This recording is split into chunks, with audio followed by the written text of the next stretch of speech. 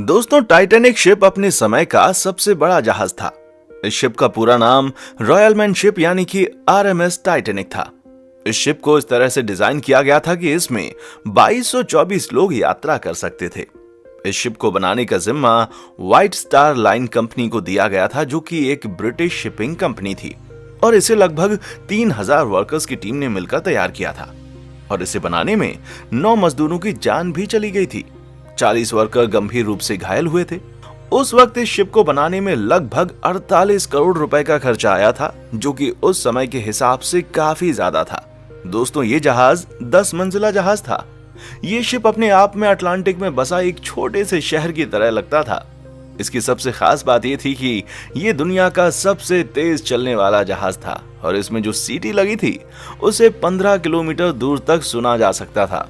और इस शिप को बनाने वाली कंपनी का तो ये भी दावा था कि ये कभी ना डूबने वाला जहाज है, लेकिन किसको पता था कि टाइटैनिक जैसा विशाल जहाज कभी पानी में डूब सकता है।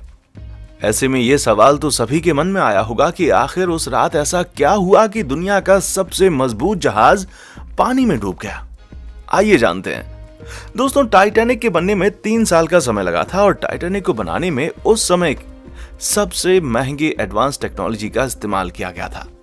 1 अप्रैल 1912 को टाइटैनिक शिप समुद्र में एक्सपेरिमेंट के लिए छोड़ दिया गया, जिसके बाद टाइटैनिक ने अपने एक्सपेरिमेंट में बेलफास्ट से आयरिश रिवर तक समुद्र में 150 किलोमीटर की स्पीड से सफर तय किया। और उस वक्त शिप में कंपनी के कई बड़े बड़े अधिकारी मौजूद थे। जिसके बाद उसी दिन शाम को 7 बजे टाइटैनिक बेलफास्ट वापस लौट आया और एक्सपेरिमेंट को सक्सेसफुल माना गया। मैं आपको यह भी बता दूं कि एक्सपेरिमेंट सक्सेसफुल हो जाने के बाद 2 अप्रैल 1912 को टाइटैनिक को यात्रा के लिए ऑफिशियली लॉन्च कर दिया गया, और इसी के साथ टाइटैनिक ने इतिहास के पन्नों में अपना नाम दर्ज कर लिया। टाइटैनिक तो अपनी पहली यात्रा से पहले ही ज्यादा पॉपुलर हो चुका था, क्योंकि उस समय टाइटैनिक का मुकाबला कोई और जहाज कर ही नहीं सकता था। टाइटैनिक में ए क्लास, बी क्लास और सी क्लास के रूम मौजूद थे। यात्रा करने के लिए फर्स्ट क्लास का टिकट 2,70,000 का था, सेकंड क्लास का टिकट 1 लाख का, और थर्ड क्लास का टिकट 20,000 का था। इसके अलावा टाइटैनिक में यात्रियों की हर सुविधाओं का सारा ख्याल रखा गया था। जी हाँ, इसके अंदर एक सुंदर swimming pool, yoga room, expensive cafe with veg and non veg खाना, एंटरटेनमेंट के लिए गेम्स भी मौजूद थे।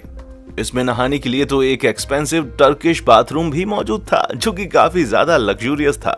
इसमें सबसे ज्यादा एडवांस इलेक्ट्रिसिटी सिस्टम भी लगाया गया था। और इतना ही नहीं दोस्तों, फर्स्ट क्लास और सेकंड क्लास के लिए 2 अलग अलग लाइब्रेरी भी मौजूद थी। इसके अलावा टाइटैनिक में फर्स्ट क्लास और सेकंड क्लास के यात्रियों के लिए 4 लिफ्ट भी लगी हुई थी। दोस्तों, टाइटैनिक अपनी पहली यात्रा के लिए पूरी तरीके से तैयार था। इसकी पहली यात्रा इंग्लैंड के साउथहैम्पटन से लेकर अमेरिका की न्यूयॉर्क सिटी तक तय की जानी थी, और इसके कैप्टन एडवर्ड जॉन स्मिथ थे। वो दिन था 10 अप्रैल 1912 का, और समय था रात के 12 बजे का, जब टाइटैनिक अपने 2200 यात्रियों को लेकर रवाना हुआ। इस जहाज में कई अमीर लोग मौजूद थे, और उस समय का सबसे अमीर व्यक्ति जैकब एस्टर भी इस शिप में मौजूद था। दोस्तों, इस शिप में कई लोग तो ऐसे थे जो सिर्फ अपने शौक के लिए इस ट्रिप को कर रहे थे, पर शायद उनको ये नहीं मालूम था कि जिस जहाज में वो सवार हुए हैं वो कभी अपनी मंजिल तक पहुंच ही नहीं पाएगा। अब टाइटैनिक साउथहैम्पटन से काफी आगे निकल चुका था। समुद्र में चारों तरफ तेज हवाएं चल रही थी, जिसके कारण मौसम में हल्की सी ठंडक भी थी। इसी समय टाइटैनिक के फर्स्ट ऑफिसर ने टाइटैनिक की स्पीड को बढ़ाने का आदेश दे दिया, ताकि टाइटैनिक टाइम से पहले अमेरिका पहुंचकर यात्रियों और मीडिया को हैरान कर दे। टाइटैनिक शाम की रोशनी में आगे बढ़ रहा था। इस जहाज को सफर में निकले हुए लगभग 3 दिन हो चुके थे, और टाइटैनिक में अभी तक एक दुर्घटना भी घट चुकी थी। जी हाँ, दरअसल टाइटैनिक के निचले हिस्से के भाग में पिछले 3 दिनों से आग लगी हुई थी, जो कि टाइटैनिक में मौजूद सभी यात्रियों के लिए खतरा बन सकती थी। मैं आपको बता दूं कि टाइटैनिक में ये आग तो जहाज के रवाना होते ही लग चुकी थी, और इस बात का पता सभी अधिकारियों को चल चुका था। मगर इसके बावजूद उन लोगों ने यात्रियों को इसकी भनक तक नहीं लगने दी, क्योंकि अगर किसी को मालूम पड़ जाता तो ये यात्रा रद्द करनी पड़ सकती थी। और वहीं टाइटैनिक के सारे टिकट्स पहले बिक चुके थे, तो ऐसे में कंपनी भारी नुकसान उठाती।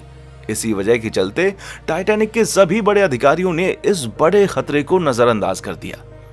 अब बात करते हैं यात्रा के 5वें दिन की। टाइटैनिक अटलांटिक महासागर में तेजी से बढ़ रहा था, और दिन था रविवार का 14 अप्रैल की रात का। समुद्र में काफी शांति थी और आसमान में चांद भी मौजूद नहीं था। चांद न होने के कारण आसमान में घना अंधेरा छाया हुआ था और शिप के कैप्टन को सामने का कुछ भी दिखाई नहीं दे रहा था।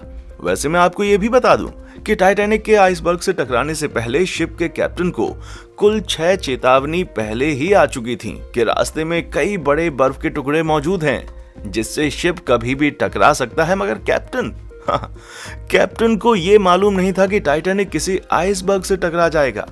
जी हाँ, उस रात ऐसा ही हुआ कि कैप्टन को घना अंधेरा होने की वजह से सामने का आइसबर्ग दिखाई ही नहीं दिया और कुछ ही देर के बाद रात को तकरीबन 11:40 पर जहाज के छठे ऑफिसर जेम्स मूड के टेलीफोन की घंटी बजी, जिस पर ऑफिसर को यह बताया गया कि रास्ते में एक बड़ा सा आइसबर्ग भी है जिससे उनको बच के रहना है। इसके बाद ऑफिसर ने तुरंत इस बात की जानकारी कैप्टन तक पहुंचाई, मगर वो लेट हो चुका था क्योंकि टाइटैनिक को आइसबर्ग से टकराने में मात्र 35 सेकंड ही बचे थे। आपको बता दें कि जानकारी मिलते ही टाइटैनिक की पूरी टीम एक्शन में आ गई थी और उसके बाद सीनियर ऑफिसर ने जहाज को बाईं तरफ मोड़ने और इंजन को बंद करने का आदेश दे दिया। साथ ही जहाज के ऑपरेटर को जहाज को पीछे लेने का भी ऑर्डर दिया था, मगर जहाज की रफ्तार इतनी तेज थी कि उसे पीछे की तरफ लेना और उसको मोड़ना नामुमकिन था और फिर कुछ ही सेकंड्स में टाइटैनिक आइसबर्ग से टकरा गया। आपको बता दें कि टक्कर के दौरान शिप का वो हिस्सा आइसबर्ग से टकराया था जिसमें पहले से ही आग लग चुकी थी और आग लगने की वजह से सारा मेटल कमजोर हो चुका था, जिसका नतीजा ये निकला कि टाइटैनिक के निचले हिस्से में छेद होना शुरू हो गया और शिप के नीचे के कमरों में धीरे धीरे करके पानी भरना शुरू हो गया था। उस समय टाइटैनिक में मौजूद सभी यात्री लगभग सो रहे थे, मगर इस दुर्घटना के बाद ऑफिसर्स ने सभी सोए हुए यात्रियों को जगाया और उन्हें लाइफ बोट पर जाने के लिए कहा। दोस्तों, वैसे तो हर जहाज में यात्रियों की सुरक्षा के लिए 40 लाइफ बोट का होना जरूरी होता है, मगर हैरानी की बात यह थी कि टाइटैनिक में सिर्फ 20 ही लाइफ बोट मौजूद थे, क्योंकि टाइटैनिक को कभी ना डूबने वाला जहाज माना गया था। दोस्तों, ऐसी अनकंट्रोल सिचुएशन को देखते हुए टाइटैनिक कई सारे रॉकेट्स को आसमान में छोड़ रहा था ताकि इस मैसेज को देखकर कोई दूसरा जहाज हेल्प के लिए आ जाए, लेकिन कोई भी दूसरा जहाज हेल्प के लिए वहां तक नहीं पहुंच पाया और देखते ही देखते टाइटैनिक शिप अटलांटिक ओशन में डूब गया, जिसमें 1500 लोगों ने अपनी जान गंवा दी थी। तो दोस्तों, आपको हमारा ये वीडियो कैसा लगा हमें नीचे कमेंट बॉक्स में आकर जरूर बताएं। इसी तरह हमारे साथ वीडियो को लाइक और शेयर भी करते रहिए। इस YouTube चैनल को सब्सक्राइब करना बिल्कुल ना भूलें। और हाँ, देखने के लिए शुक्रिया।